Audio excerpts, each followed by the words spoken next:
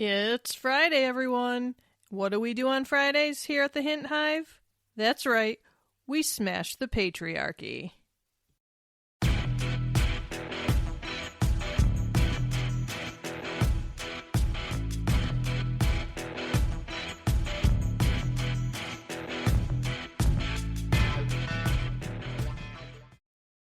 Hey Hive, welcome back to the Hint Hive, Amplifying Women's Voices.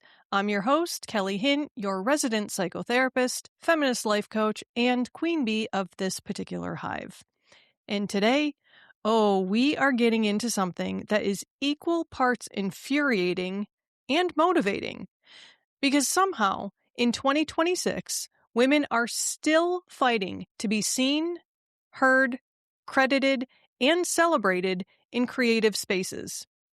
We are diving into why female artists and creators still don't get the recognition that they deserve, and more importantly, what we are going to do about it.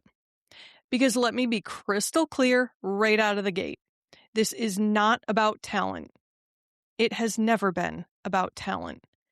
It's about power. It's about access.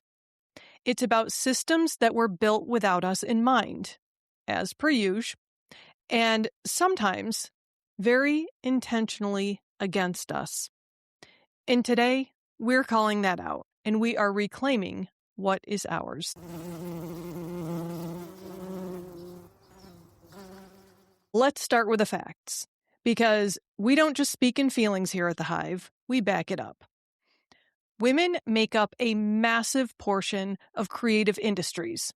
Writers, painters, photographers, musicians, filmmakers, designers, content creators, you name it. We are creating. We are innovating. We are shaping culture. And yet, only about 13% of artists represented in major U.S. museums are women. Artwork by women sells for significantly less than artwork by men, on average. In the music industry, women receive less airplay, fewer Grammy nominations in major categories, and less investment from labels. Female-directed films are still underrepresented, especially in big-budget productions. Women on platforms like TikTok, YouTube, and Instagram often face algorithmic suppression, harsher criticism, and higher rates of harassment. I know some of that a bit myself from personal or professional experience. And let's go even deeper. When women do succeed, their success is often minimized. It's, she got lucky. It's, she had connections. It's, she's marketable. Not, she is brilliant. So, if you have ever questioned your worth, your talent, or why your work isn't getting the visibility that it deserves, pause right there. That doubt, that's not your intuition, that is conditioning. All right, let me put on my therapist hat for a minute, because this runs deep. And for those of you watching on YouTube or Spotify, this is not my therapist hat that I'm wearing. This is I'm having a really bad hair day, but this is an important message, and so I want to get this out anyway kind of hat. Okay. But I digress. Back on topic. Got the therapist hat on. Let's go. We are talking about implicit bias. Those unconscious beliefs that we absorb over time without even realizing it. Historically, society has framed creativity, genius, and authority as male traits. Think about it. When we picture a genius artist, who comes to mind? When we picture some of the greatest minds, Albert Einstein, right? Guy. Somehow, for most people, when we picture genius, it's a man. That is not accidental. That is decades. No, That is centuries of conditioning. So what happens in real life? When a man creates something bold, experimental, or disruptive, he is labeled a visionary. But when a woman does the same thing, she is too emotional. She's trying too hard. She's a lot. And here's the part that we don't talk about enough. This bias actually gets internalized.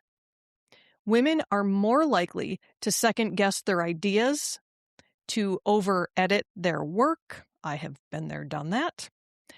They often wait for external validation, and they dismiss their own success.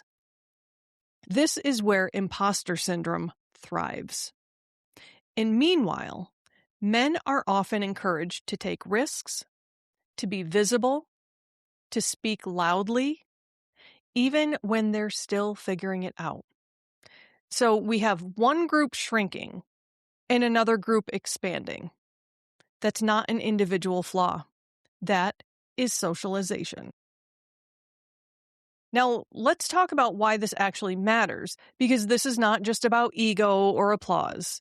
This is about real-world consequences. When women aren't recognized, they earn less from their work. They are less likely to be funded, published, or promoted. They have fewer leadership opportunities in creative industries, and their perspectives are erased from mainstream narratives. And here's the ripple effect. When women's voices are missing, culture becomes distorted. It is no longer an accurate representation of the population. We get fewer stories about women's real experiences.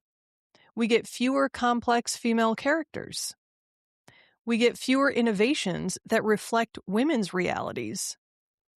We don't just lose representation, we lose truth.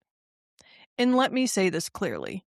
The world is poorer, emotionally, intellectually, and creatively, when women are not fully seen.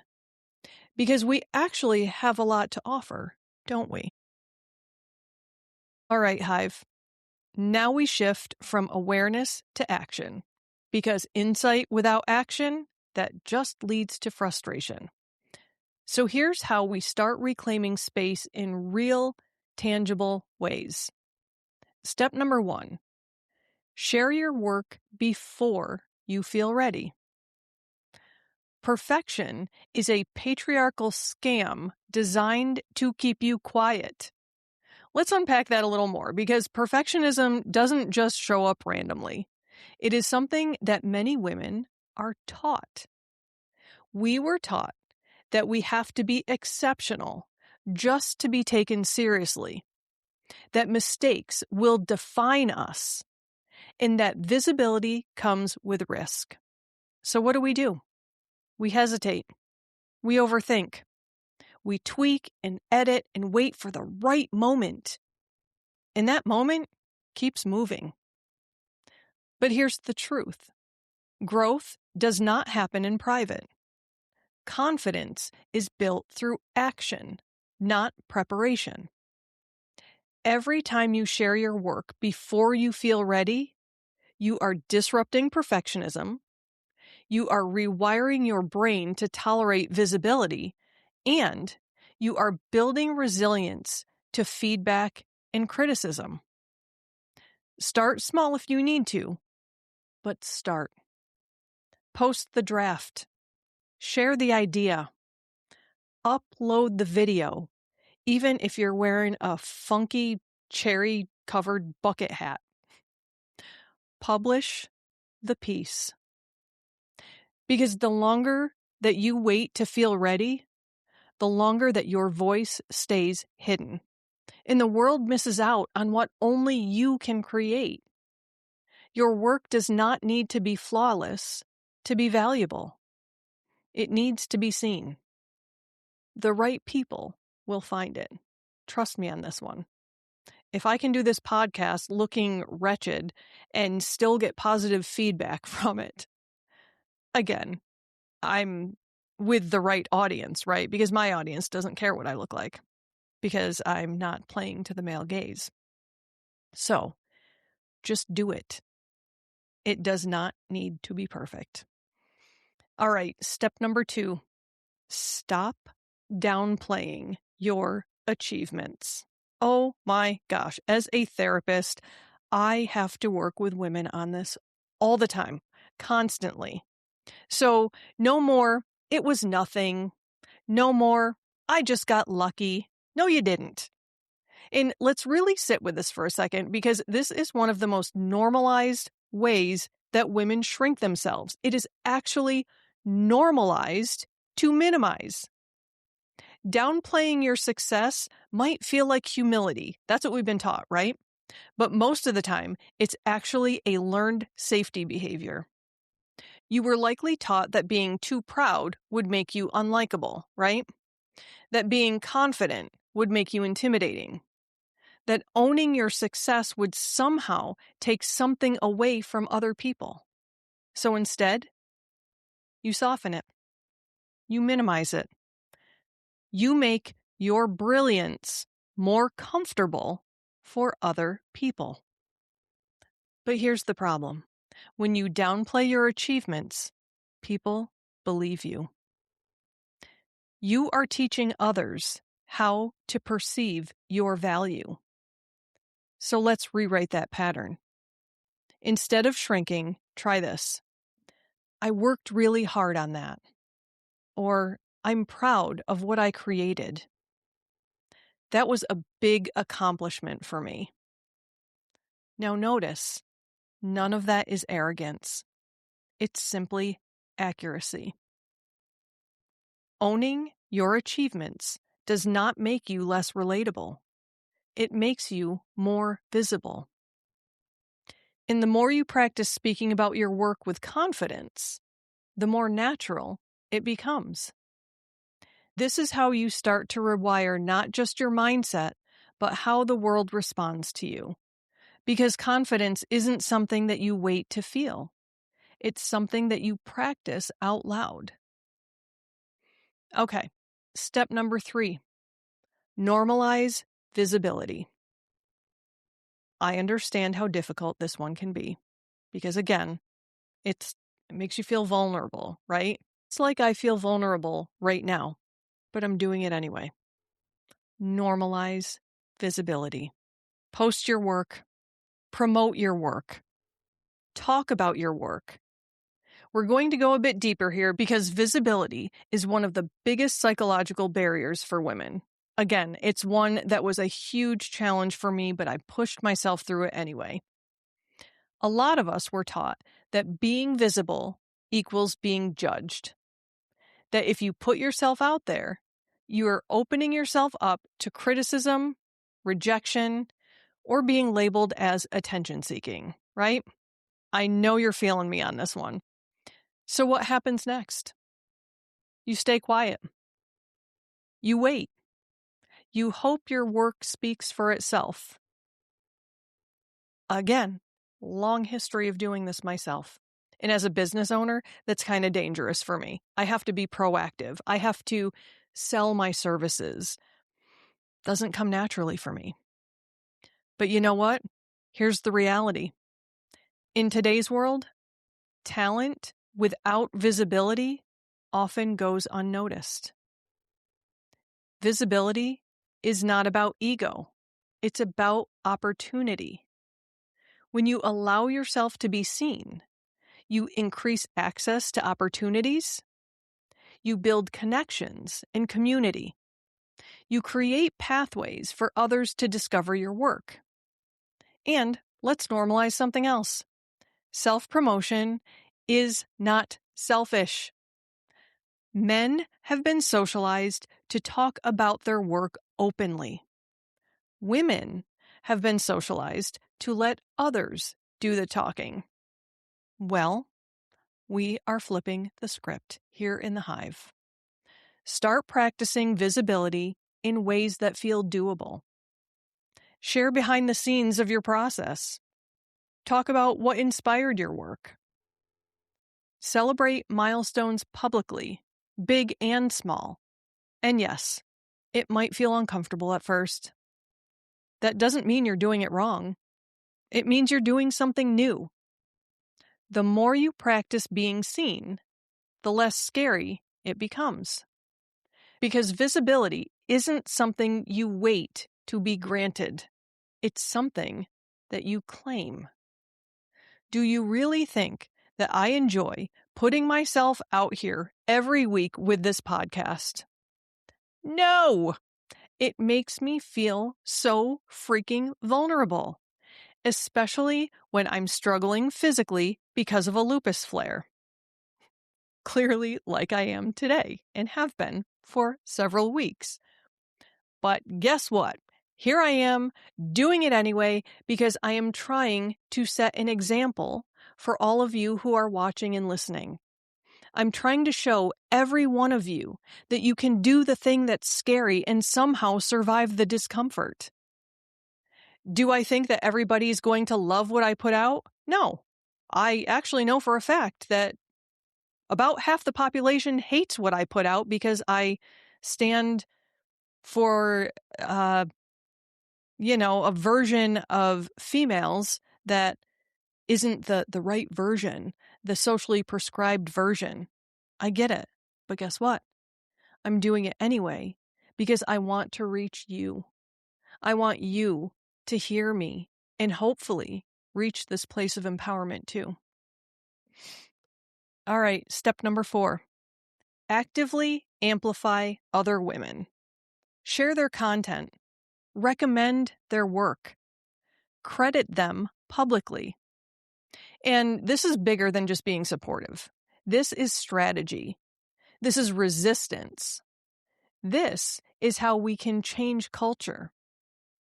Historically, women have been positioned as competitors for limited space, limited recognition, limited resources, limited approval. And that scarcity mindset, it was never ours. It was handed to us. It was shoved down our throats. Because when women compete, we stay small. But when women amplify each other, we become unstoppable. Amplification is about intentionally using your voice, your platform, and your influence, no matter how big or small, to elevate other women. And here's why it matters. Visibility multiplies when it's shared. Opportunities expand through networks. Credibility grows through collective action. So this isn't just kindness, it's power building. It's one of the reasons why I ask you to share the podcast. Because again, if you remember correctly, I make $0 off of this. This costs me money. However, I just feel like it's such a good cause. I feel like women being empowered is what we need. And so I do it. And I ask you to share it to reach more women. Because women all over the world deserve to feel like they're being seen and heard. And that's my message. So if you want to actively amplify other women in real, tangible ways, tag and credit women when you're inspired by their work. Share their posts with your audience and add your voice to it. Recommend them for opportunities, collaborations, or jobs. Speak their names in rooms that they are not in. And pay for their work, because exposure doesn't pay the bills. And let's normalize something else. Supporting other women does not diminish you. Their success is not your competition. Their visibility does not take away your shine. There is no limited supply of brilliance. In fact, when you amplify others, you expand the entire ecosystem, and that expansion benefits you too. Because people remember who supports, who uplifts, and who creates space for others, for them.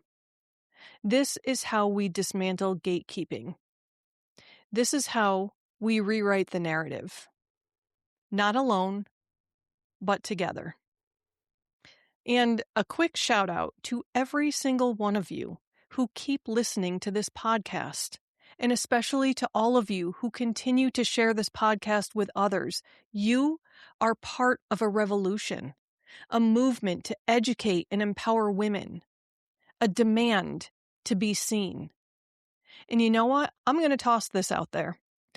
If any of you are watching or listening right now and you want to be a guest on the podcast, if you feel that you have something that you want to say, if you have a story that you want to tell, that you want to share with other women, that you want to educate a woman or inspire a woman about, reach out to me. Let's do an interview. I promise it won't be as painful as it sounds. So, here's your invitation. Reach out to me if you want to be on the podcast. All right, step number 5. Call out bias when you see it, whether it's in meetings, media, or conversations. Name it. And fair warning, this is where things can feel uncomfortable, but also where real change happens. Bias thrives in silence. It hides in jokes, in preferences, in who gets interrupted, who gets credited, and whose ideas are taken seriously. And a lot of the times, it's subtle. It sounds like, she's a little aggressive when she's being assertive. He's a natural leader for the same behavior. A woman's idea being ignored, then praised when repeated by a man. Now, calling out bias doesn't always mean a dramatic confrontation. Sometimes it's about naming what's happening in real time.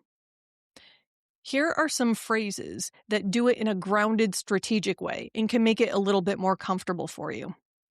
You can say something like, I want to go back to what she said earlier. That was a strong point. Can you clarify what you mean by aggressive? Let's make sure everyone has space to finish their thought. See what that does? You're not attacking, you are illuminating in a non-defensive way. And yes, it can feel scary. I get it. Trust me. As empowered as I am, I still get butterflies in my stomach sometimes when I have to be assertive. It is not always comfortable for me. And it doesn't always come naturally. Because of the way I've been conditioned, my natural stance is to care for others, not confront them. So I get it.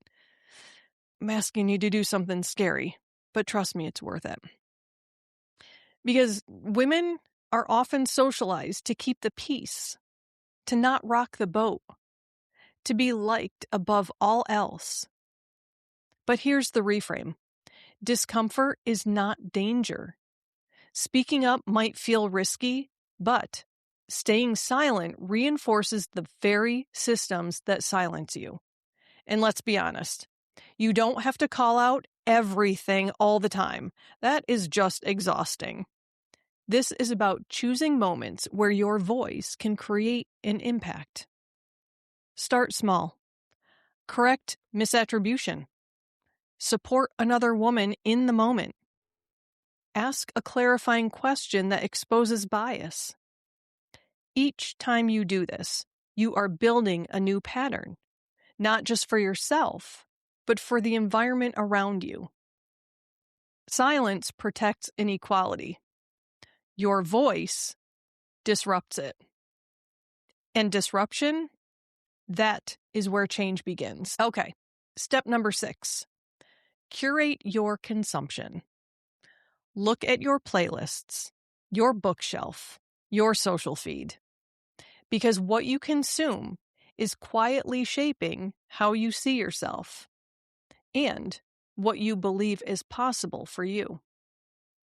If most of what you're consuming is male-dominated, male-centered, or filtered through a male lens, that becomes your baseline for what success, creativity, and authority look like. And when women are missing from that picture, your brain starts to register that absence as normal. And that is how invisibility gets reinforced. So curating your consumption is not just preference. It's a form of self-empowerment and resistance. It's about intentionally choosing to center women's voices, perspectives, and creativity in your daily life. And let me tell you, when I started centering women, my life changed dramatically. I started changing dramatically. I started coming into my own and being my unapologetic, authentic self. I cannot get enough of women authors in sci-fi spaces, and it has been amazing for me. It has given me the empowerment that I need, the understanding, the representation to see myself in successful women. So ask yourself, whose voices am I listening to the most? Whose stories am I emotionally invested in? Who do I see reflected back at me in the content that I consume? Because representation doesn't just matter culturally, it matters psychologically. When you consistently see women creating, leading, expressing, and succeeding, it expands your sense of what is possible for you. It normalizes your ambition. It validates your voice. It challenges internalized limitations that you didn't even realize were there. So here's how you can start curating more intentionally. Follow more female artists, writers, and creators. Read books by women across different genres and backgrounds. Support films, music, and art created by women. And engage with their content. Don't just scroll past it. And here's the important part. Don't just consume. Invest attention.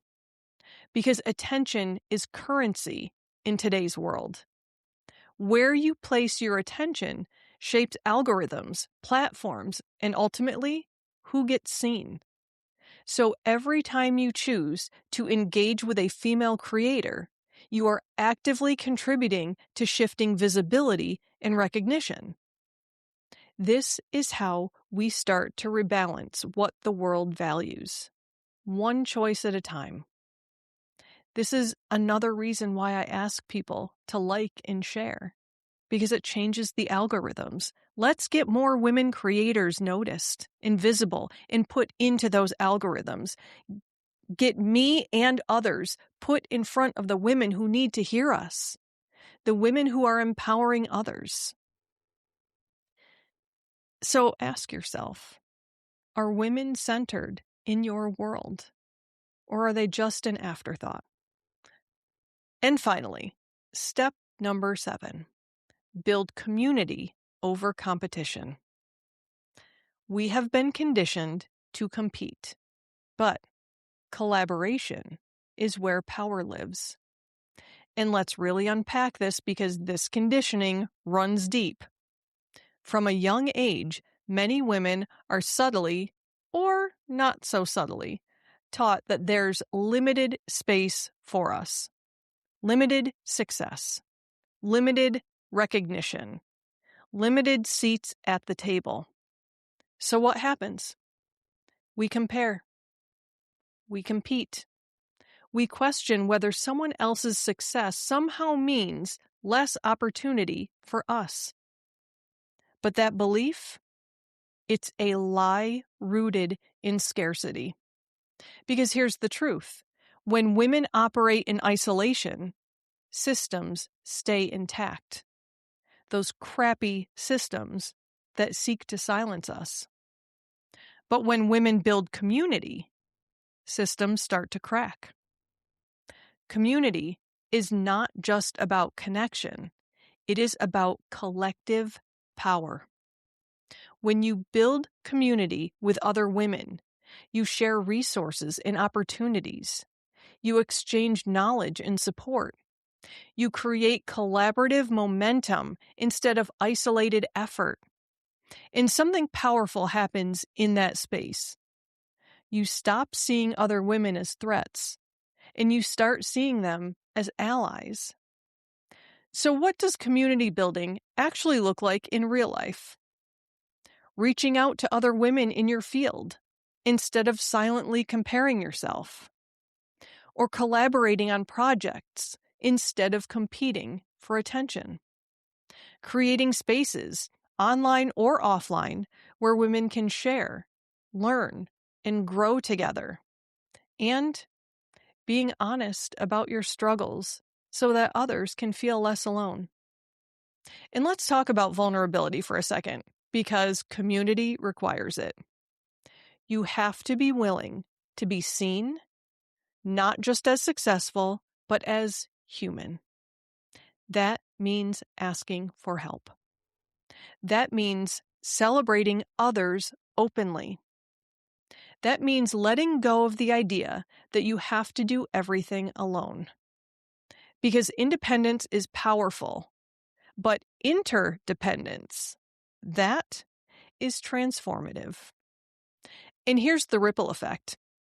When women support each other, we don't just rise individually, we rise collectively.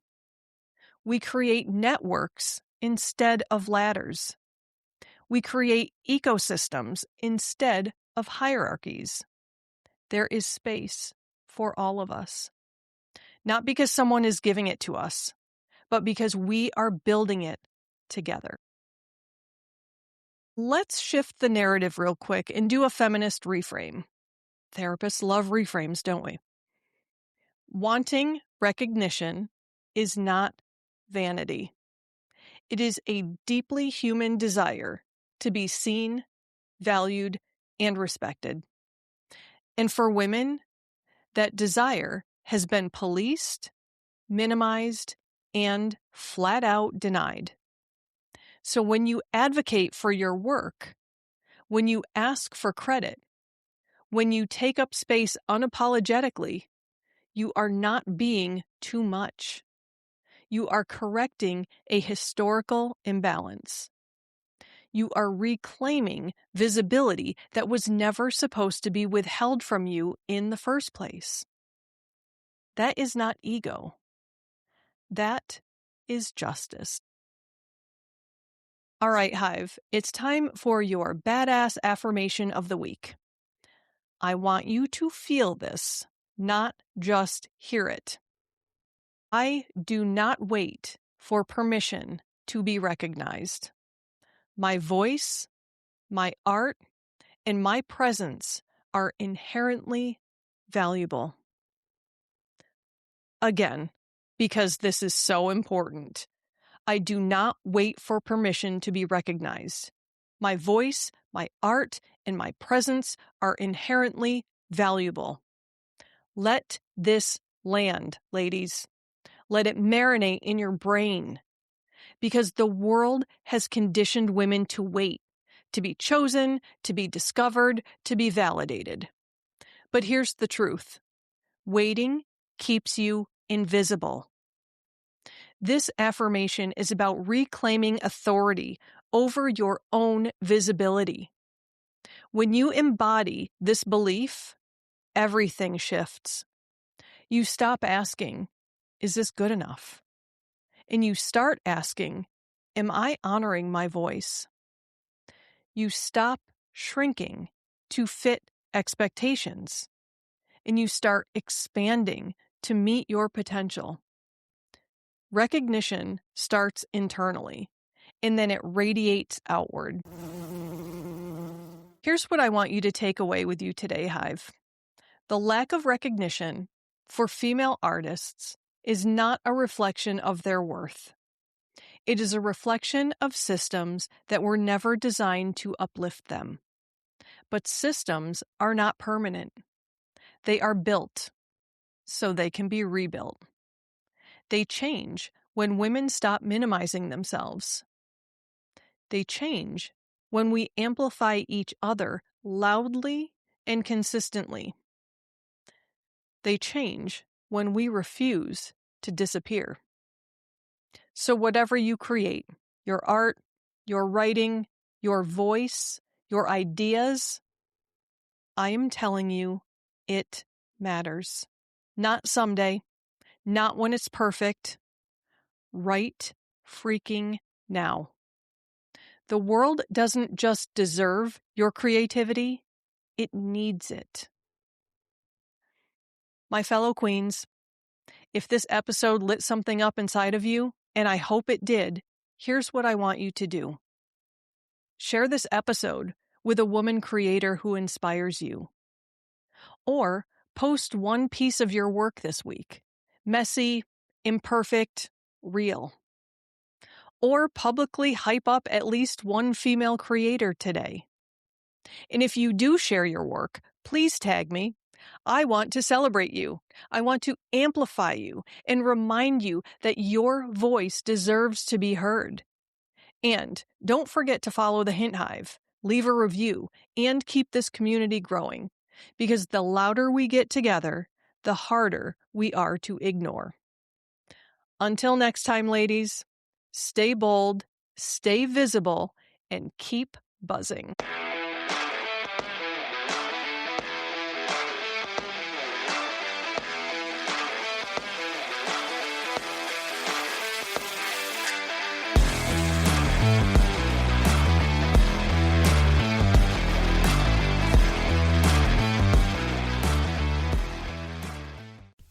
This podcast is powered by Kelly Hint Empowerment Coaching, as well as Kelly M. Hint LMHC and The Cranky Counselor. To find out more about coaching services, head over to CoachKellyHint.com. If you'd like to know more about the psychotherapy services I offer to individuals within the state of New York, you can check out KellyMHint.com. And if you'd like to learn more about aromatherapy, you can check out TheCrankyCounselor.com.